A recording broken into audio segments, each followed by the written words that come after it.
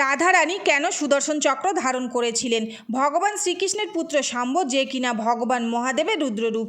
একদিন শাম্ব শ্রীকৃষ্ণের কাছে সুদর্শন চক্র চান, কিন্তু ভগবান শ্রীকৃষ্ণ শাম্বকে সুদর্শন চক্র দিতে রাজি হন না।